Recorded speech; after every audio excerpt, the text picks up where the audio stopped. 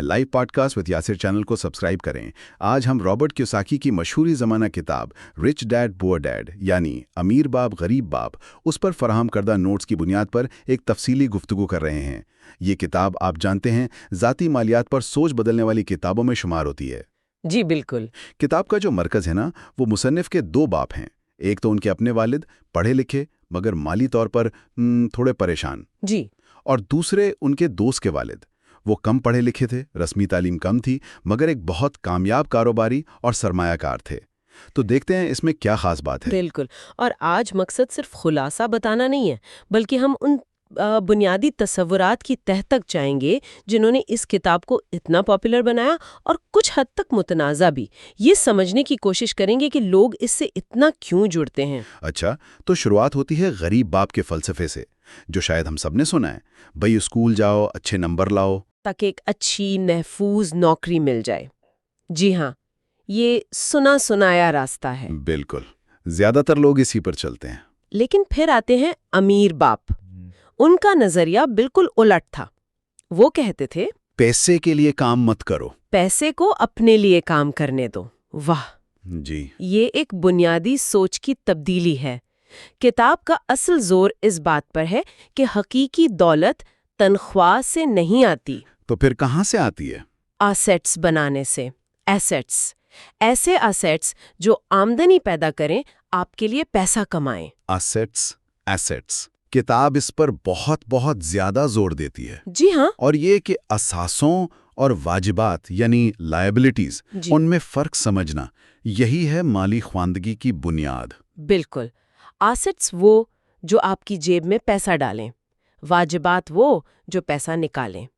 सादा लगता है ना?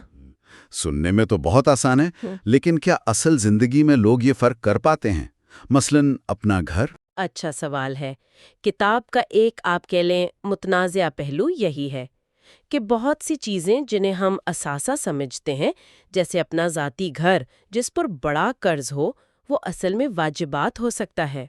क्योंकि वो हर महीने जेब से पैसा निकाल रहा होता है, मेंटेनेंस, किस्तें। बिल्कुल। असल असासे किताब के मुताबिक वो हैं जो आमदनी का जरिया बने, जैसे कोई प्रॉपर्टी किराए पर दी हो, कोई चलता हुआ बिजनेस हो या स्टॉक्स, बॉन्ड्स वगैरह। तो ये सिर्फ हिसाब किताब नहीं, ये सोच का अंदाज है। गरीब बाप पैसे को देखता था तहफ़्फ़ुज़ के तौर पर, नौकरी की सिक्योरिटी। जी, जबकि अमीर बाप के लिए पैसा एक टूल था, एक जरिया था, मौवाक़े पैदा करने का, उसे बढ़ाने का।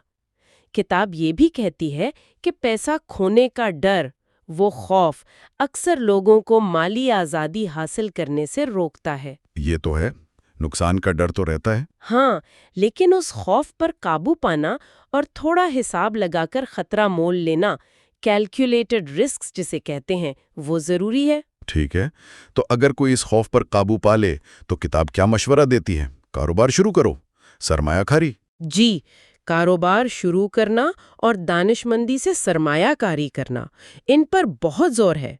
किताब ये नहीं कहती कि नौकरी बुरी चीज़ है। अच्छा। बल्कि ये कि सिर्फ नौकरी पर इन्हिसार करना आपको माली तौर पर महदूद कर देता है। असल आज़ादी वो कहते हैं तब मिलती है जब आप आमदनी के ऐसे जरिए बना लें जो आपकी बराह रास्त मेहनत के बगैर भी पैसा लाएं। Passive income. Passive income. ये आजकल बहुत सुनने में आता है। जी, और ये सिर्फ थ्योरी नहीं है। किताब अमली तजुर्बे पर जोर देती है, करके सीखना, लर्न बाय डूइंग। मतलब गलतियां भी होंगी? बिल्कुल।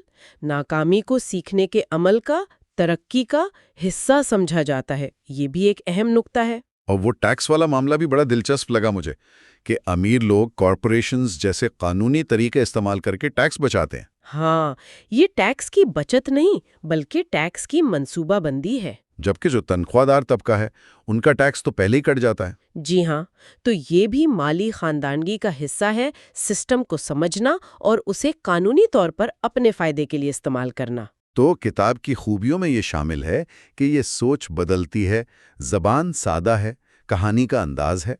बिल्कुल। ये असासे, वाजिबात, पैसिव इनकम जैसे तसव्वुरात को आम फहम अंदाज में समझाती है। इसकी सबसे बड़ी ताकत मेरे ख्याल में ज़हन साजी है, माइंडसेट शिफ्ट। लेकिन इस पर तनकीद भी तो होती है। لوگ کہتے ہیں کہ یہ بس باتیں ہیں، عملی قدم نہیں بتاتی۔ جی، تنقید بالکل جائز ہے۔ ایک بڑی تنقید یہی ہے کہ یہ کیسے کریں کی تفصیلات نہیں دیتی۔ زیادہ تر حوصلہ افزائی اور فلسفے پر مبنی ہے۔ کچھ لوگ کہتے ہیں کہ باتیں بار بار دہرائی گئی ہیں۔ اور وہ امیر باپ، کیا وہ واقعی کوئی حقیقی شخص تھا؟ اس پر بھی سوال اٹھتے ہیں۔ جی ہاں، اس پر بھی بحث رہی ہے۔ اور ایک اور بات یہ کہ اس کا فلسفہ شاید ہر کسی کے لیے نہ ہو۔ کچھ لوگوں کے لیے یہ زیادہ خطرے والا راستہ ہو سکتا ہے۔ سب اپنا کاروبار نہیں چلا سکتے یا شاید چلانا نہیں چاہتے۔ تو پھر یہ کن لوگوں کے لیے سب سے زیادہ فائدہ مند ہے؟ میرے خیال میں یہ ان لوگوں کے لیے ایک بہترین شروعاتی نقطہ ہے جو ابھی ذاتی مالیات کے بارے میں سیکھنا شروع کر رہے ہیں، نوجوان پروفیشنلز۔ جو اپنی مالی زندگی بہتر کرنا چاہتے ہیں۔ بالکل، یا وہ لوگ جو اپنا کاروبار شروع کرنے کا سوچ رہے ہیں یا جو محسوس کرتے ہیں کہ وہ بس تنخواہ سے تنخواہ کے چکر میں پھنسے ہوئے ہیں، the rat race۔ ٹھیک، تو خلاصہ یہ ہوا کہ امیر باپ غریب باپ کوئی قدم بقدم گائیڈ نہیں ہے۔ نہیں، یہ کوئی ٹیکنیکل مالیاتی کتابچہ نہیں ہے۔ بلکہ یہ ایک ایسی کتاب ہے جو پیسے کے بارے میں ہماری سوچ کو، ہمارے تعلق کو چیلنج کرتی ہے۔ صحیح کہا۔ اس کی اصل قدر شاید ٹیکنیکل تفصیلات میں نہیں بلکہ ذہن کو مالی انحصار سے مالی آزادی کی طرف موڑنے میں ہے۔ یہ سوال اٹھاتی ہے کہ ہم پیسے کو کیسے دیکھتے ہیں، اسے اپنی زندگی میں کیا کردار دیتے ہیں۔ یہ تفصیلی سرمایہ کاری کی حکمت عملی نہیں بتاتی، لیکن یہ ان عادتوں اور رویوں پر سوچنے پر مجبور ضرور کرتی ہے جو ہماری مالی قسمت بناتے ہیں۔ بالکل، اور آخر میں ایک نقطہ چھوڑ جاتے ہیں سوچنے کے لیے۔ جی، کتاب لکھی گئی تھی 1997 میں۔ اس وقت ریئل اسٹیٹ اور روایتی کاروبار جیسے اثاثوں پر زیادہ زور تھا۔ آج ہم ڈیجیٹل دور میں ہیں۔ ہاں، دنیا بہت بدل گئی ہے۔ تو کیا آج اثاثوں کی کچھ نئی قسمیں ہیں جن پر اس وقت شاید اتنی توجہ نہیں دی گئی تھی؟ جیسے کہ؟ جیسے ڈیجیٹل اثاثے، آن لائن مواد، کوئی مشہور یوٹیوب چینل، ایک آن لائن کمیونٹی یا آپ کا اپنا ذاتی برانڈ؟ یہ تو واقعی سوچنے والی بات ہے۔ جی، آج کے دور میں اثاثوں کی تعریف شاید مزید وسیع ہو گئی ہے۔ اس پر غور کرنا چاہیے۔